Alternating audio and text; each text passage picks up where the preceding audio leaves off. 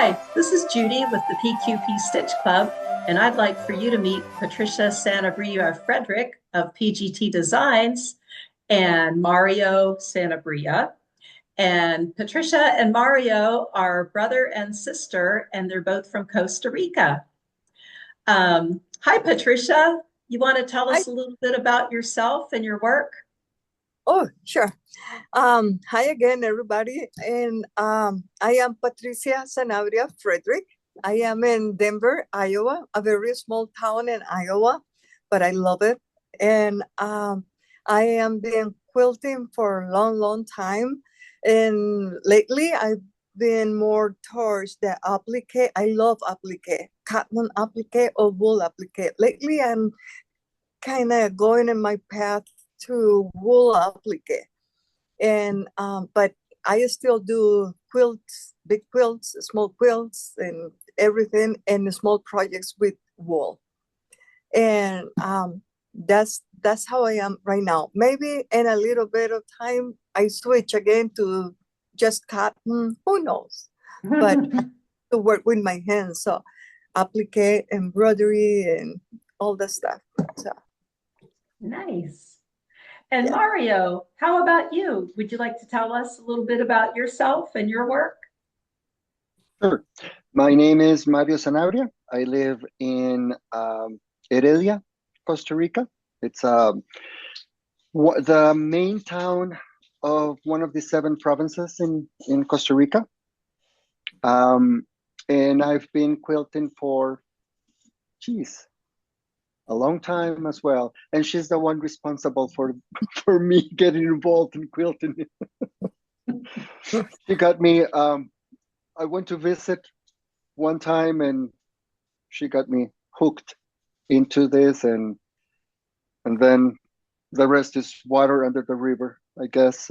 So I've been doing it for over 15, 20 years, maybe. Mhm. Yep. Well, tell us, Mario, a little bit about your art background and the different types of art and media that you work in and how that translates to your quilting, your quilt designs. I then started again with the, came back to Costa Rica for 2 years and then moved to Chico, did my graduate, uh, my bachelor's in flute performance, then came back here. And by that time, she was already uh, here in Costa Rica doing paintings and stuff like that. So I kind of got involved with that as well because of her. I have always been like behind her doing things. And then at the same for several years, have a shop where I taught painting on different surfaces like porcelain, ceramic glass, um, for stained glass and things like that, wood and decorative uh, style painting. And then by that time, Patricia had already gotten married, moved to the States, and that's when the our paths crossed again, going to the into the quilting, and um, and that's the one that we've been together the longest, I think.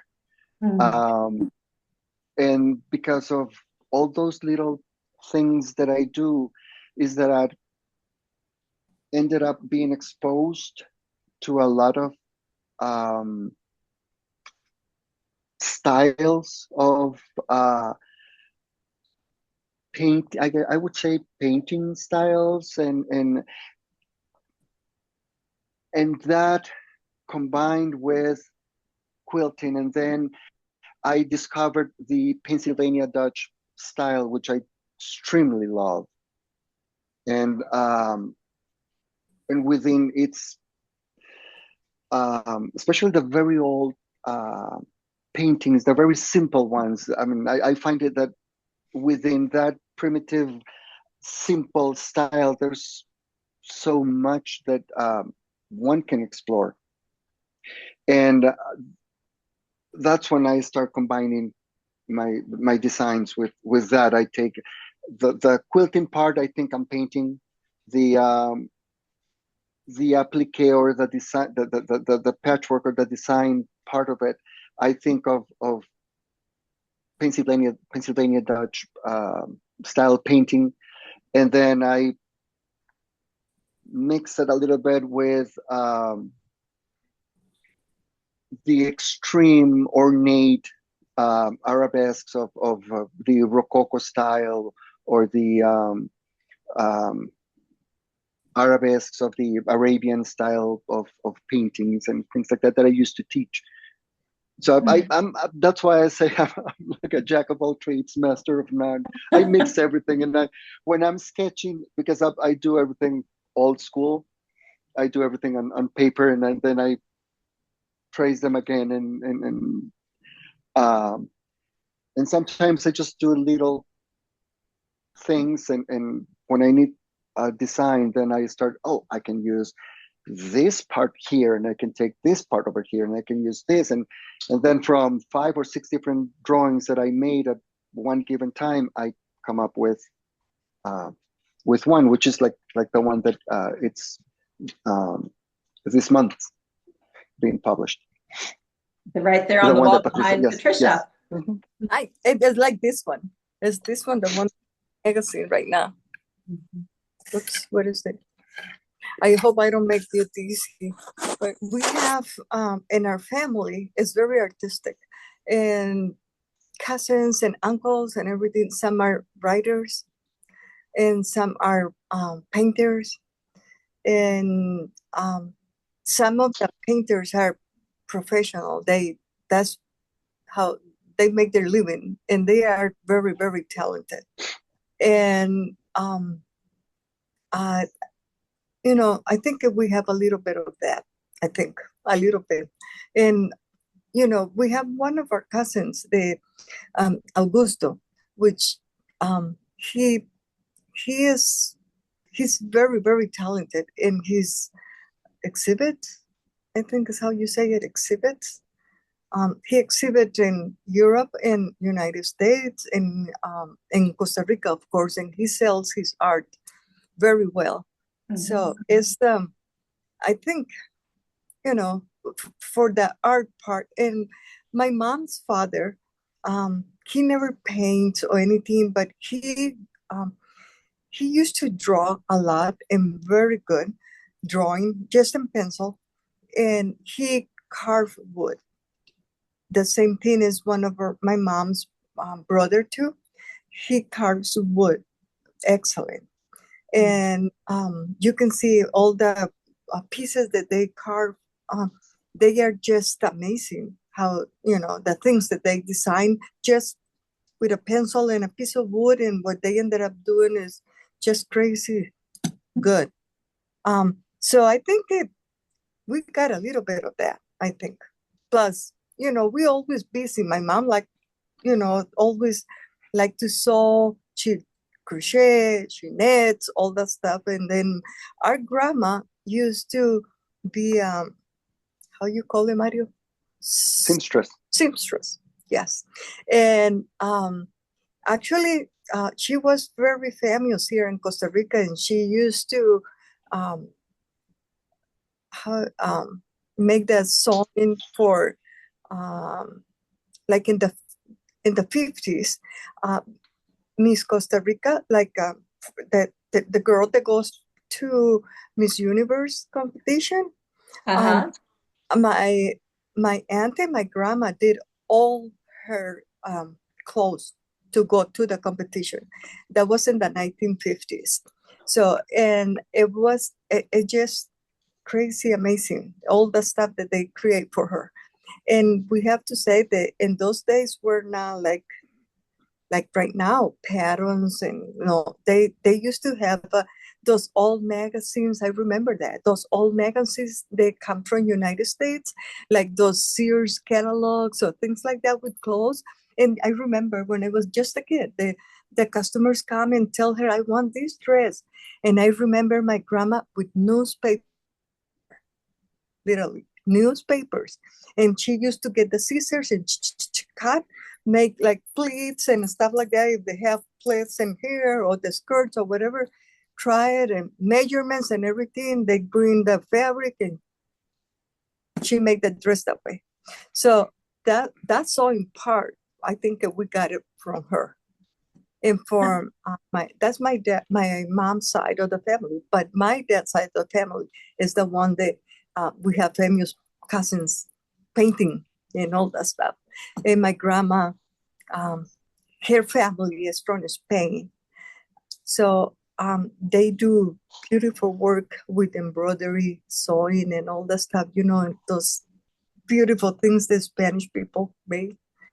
Yes. So they do the knitings and crochets and those embroidery, like I said before, too. So I learned from her, too. And I was a little bit close to her. She died when I was 9, but she was the first one to put a needle in my hand and really helped me, something. So, so I keep that in my mind as a treasure. So both family, have a little bit. I think all of us, everybody have a little bit in their family. Somebody paints, somebody sews, somebody, So we're just bunches, trying to get everything. And then Yeah. when Mario born, I got sick and I have a surgery that my parents have to pull me out of the school. I was out of school for 1 year, and that's when Mario was just born, a baby. So I have to be in the house a little bit ill, but in the house, and Mario was just a baby, so I got very close to him that way too. So I have like a band with him, and always been like that.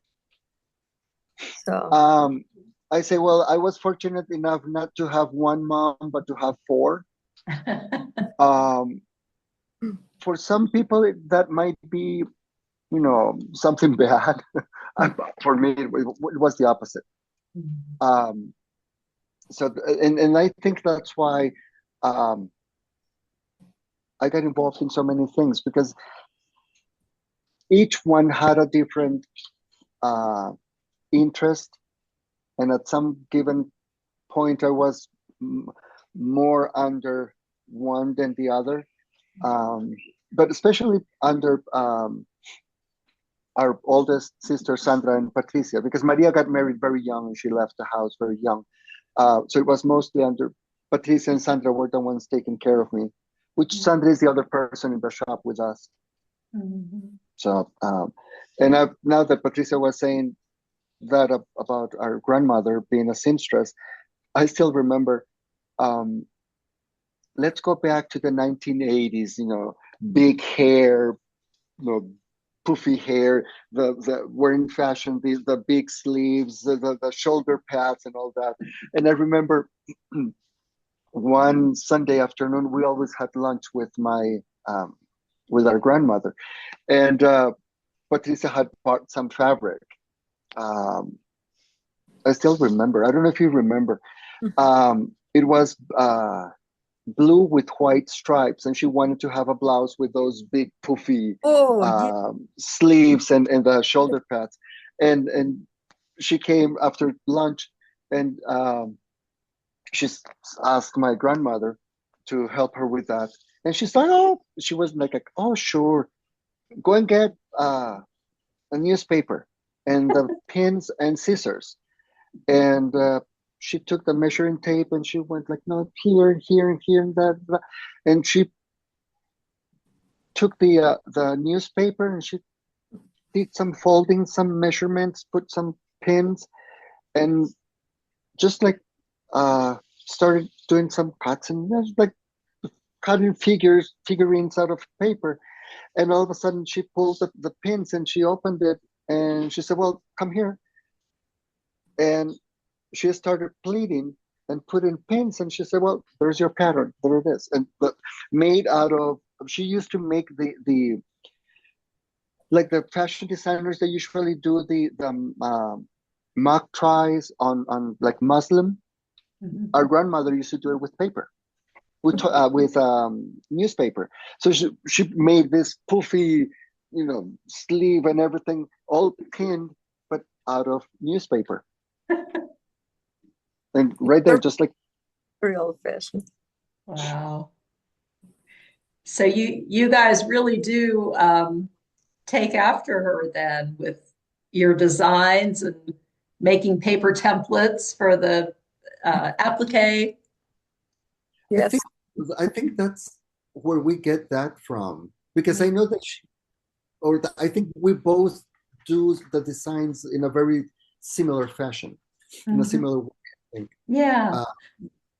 And in my And case, I can definitely tell you that it was because of that, because that's what I grew up seeing, and like one of these sounds, if you ask me what I what I remember out of those Sundays at our grandmother's house, if what is the thing that I remember with and I treasure the most would be the sound of the scissors on the table cutting the fabric. Yeah. That it sounds like Yes. that's the thing that I it's right here. And because of that, I was in high school and I made my first pair of pants at 14. So I mean, sewing has been always being active or passive. It doesn't matter. Has always been there. So it was just a matter of, now that I'm talking, I'm thinking, I guess it was just a matter of time for me to end up in this. And thinking out loud, and after listening to Patricia, yeah, everything I do, it really runs in the family because we have relatives that do everything I ended up doing. So I also want to think same thing as Patricia, that maybe I inherit a little bit of everything. I think you those did. talents. Now, I know Patricia is a very good artist with her sketches. I understand you have some sketches there to show us, Mario. When I start thinking of a design, I am very much like there's a French composer. His name was Francis Poulenc. He was a modern composer, but he was very particular. So he would be sitting like right now, like we're here talking, and if he heard something that caught his attention or that he thought might be useful, he would stop the conversation and say, "Oh, just a minute." And he would just start kind of writing at least the rhythm or doing something like that. I tend to do that. So I first start with when the idea, something catches my eye, then I try to do something like this. I don't know if you can see it. I'm looking at a rug and I see a pattern, and I either take a picture or make a sketch, and I take out what I don't like and just make it my own. But for that particular quilt, the one that is in this month's issue, I have to confess, I was at a meeting in school, and it was very interesting. So I started making drawings, and all of a sudden I was like, "Oh, I like this." And if I put this here, and the principal was talking, I was consumed in my sketches. So I came home and I did this, and I did the coloring just kind of to get the idea, and then that's when I start thinking about how big I want it, or not, what shape, what size, and then from that I came to this, which is like just the quarter part of the center medallion, because at first I just thought I was going to do the center, and that was it. And then I just go on to the making, cleaning the I'm very visual, and I didn't have a big piece of paper, so I had to take 4 different sheets of paper, scotch them together, and so I could see the entire design. Yeah. I could do this, so I could, which is, I think you can see it now. Yes. Sometimes I think of them as paintings or something that I would like to paint. 90% of the time they end up on a quilt, but that's what I do. And these are the ones that I've been doing based on the Pennsylvania Dutch, kind of like this. I'm now experimenting with, I don't know if there's a name for it. I just think of it as combining wool applique and trapunto, like a trapunto, I think is how you say it in English. You pronounce it. Mhm. And excuse me that I interrupt, but in your quilt here, because of the beautiful quilting, it can kind of give the illusion of trapunto too. If I don't make anybody dizzy, I can move it closer. Yes. Yeah. And I think, and Mario does all his quilting in home machine, right? He don't have long arm or templates or anything. Everything is freehand in a home machine. I think that's what happens when you grow up in a country that doesn't have everything available at your fingertip. Mhm. You have to do what you with what you have. Yep. You Yes. can see that is dimensional. See, that's where I opened it. The blanket stitch, because it would take too much space. What one uses for this is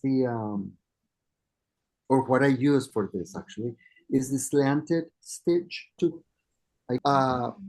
bring in your needle at a 45-degree angle and pull it out in the same angle. I was trying to find stitches to do the wool applique besides the blanket stitch, which was the only one I knew. And then I started looking into different type of stitches, and I came across this one that apparently was used many, many, many years ago. It's not a new stitch. It's been around for a long time. And according to what I was able to find out and read, they used this to make the applique shapes stand out a little bit more, because it compresses the edges, so it pushes the actual shape. And if you use it with wool, it really pushes it out. And that's when I started thinking, if this is creating this space here, I can do the trapunto, I can open it and make it a little bit. And actually the birds, the wing and the body are, I don't know if you can see it, they're stitched separately. Trapunto on trapunto. Yep.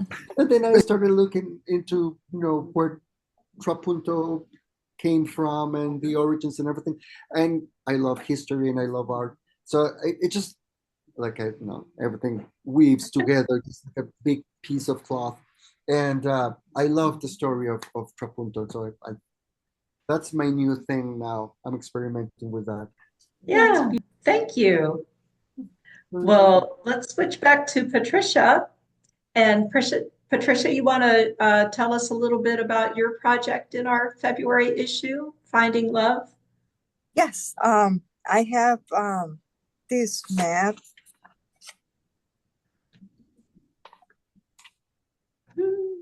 Yes, I call it Finding Love. And I love birds. I love our creatures, but I love birds. And growing in Costa Rica we have over 50, actually 54 variety, how you say the word variety? Variety. Of hummingbirds. 54. And you can see it in all sizes, colors, and it's just amazing to go see. It's these areas that you can go and see all these beautiful birds. And so you see some bird or something like that in my designs is because in one point I see it in Costa Rica. Well, I remember when I was single living in Costa Rica yet, that I remember the bird or the flower or something. So that's why I have this one designed because of the hummingbirds in Costa Rica. And then like I always says, I like to use not very complicated stitches. I like to use very simple stitches, and sometimes I combine them and make it, something that looks a little bit different, but with two very simple stitches. And this one too, I just have like French knots, straight stitches. This time I have here a little button instead of French knot, just to give it a little bit of texture. And then in this one, I have like French knots. I don't know if you can see it in there. In the berries with lacy daisies and just, simple things. But that's how I put together this one. And this one can be used in a tray or can just be used in, like a coffee table or something like that. And that's how it happened in a coffee table. And all the wools that I use in here are very, easy to find. Colors, and if somebody don't like the colors, can change it. But it's being very good. A lot of people like this color, so it's going very well. Some is hand-dyed wool, and some of the one is just lana coat, and always mix, textures. And for the edge, I have just simple blanket stitch. And for the back, I never show the back, but I like to use flannel for the backing because I think it helps not to fray that much in here, and then it's soft. And some other people like to use homespun, which is it works good too. But I don't know why I feel like flannel for me is very soft and is the same as the wool. So that's why I like to use flannel in the back. But you can use anything that you want to. But yes, this is the project in the magazine this month. Beautiful. Thank you. Yeah. Do you sell kits for that, Patricia? Yes, they are on my website and the pattern, through the magazine. And but the kit, you can go to my website, pgtdesigns.com, and then you can get it there. Okay. Great. So to wrap this up, Patricia, if our viewers would like to learn more about you, how can they find you? I know we've got pgtdesigns.com as your website. Are you anywhere else? Yes, and you can email me to psanabria.frederick@gmail.com, and or can call me in the magazine and in the in all my patterns, or in my website. You can find all my information. And if you send me a message, I answer. If you call me, I answer. Or anyway, I help everybody. I have to tell you this. I got a phone call 2 days ago from a lady from Ohio. Ohio. And she told me, she said she's a subscriber for the magazine, and she says, I love it. And I says, oh, that's very good. Are you happy with that? And she says, oh yes, I love it. And then I'm not very good at computer. I'm 80 some years old. I forgot how many 80 something. She says, so I'm not very good at computer. And I said, don't feel bad because me either. And then she laughed up, and then very nice lady. And she says, but I love your products, but I don't know how to order. So you have to stick with me on the phone because I'm gonna give you a list. I don't know how to order. And I said, don't worry about it. It's fine. And then she says that she's loving the magazine and that she has a sick husband. So she's always sitting there sewing and enjoying the magazine. And she says, when I see in the magazine something that I like, then I call the designers and I'm calling you. And he said, but that's great. That's great because I'm sure that every single person that have a project in the magazine is willing to help you.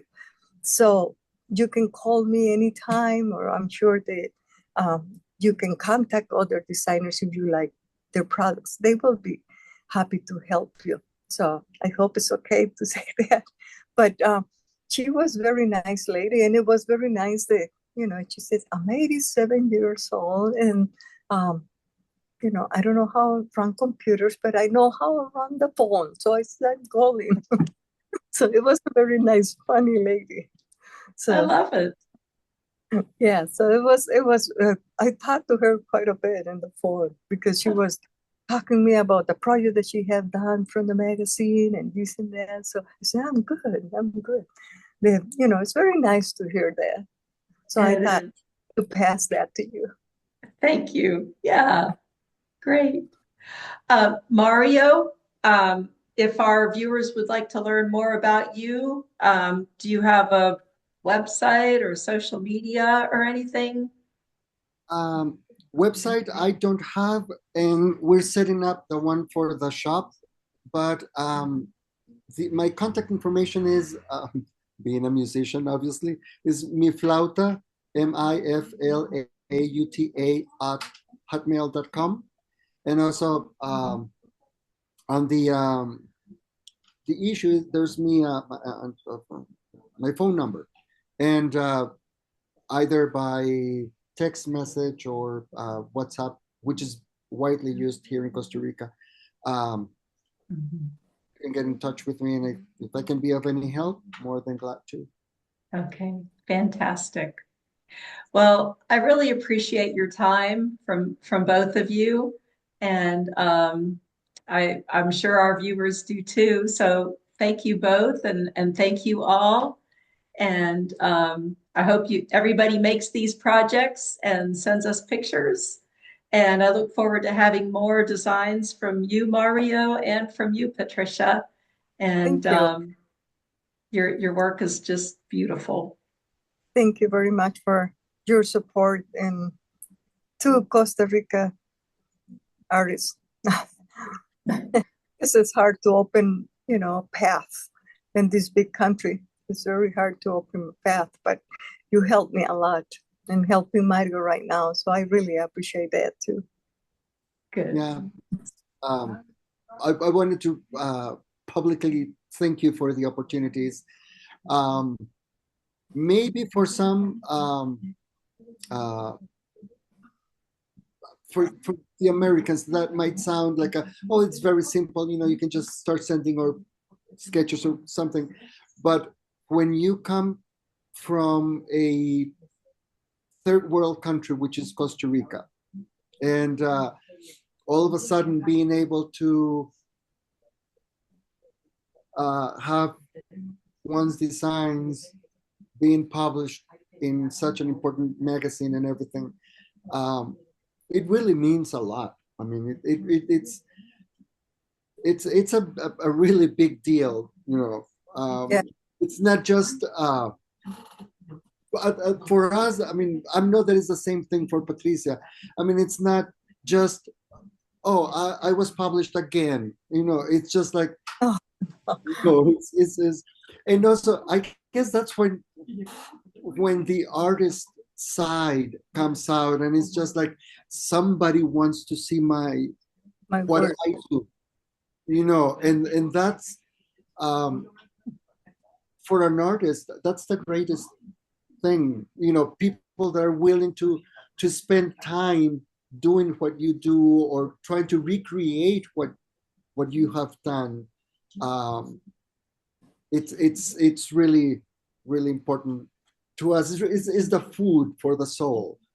And you giving us the space and the opportunity, and like I said, coming from Costa Rica, which I mean, if you were to ask me 5 years ago, 10 years ago, 15 years ago, if this was going to happen, I would have said no, it's not going to happen. I mean, who's going to pay attention to us? No one.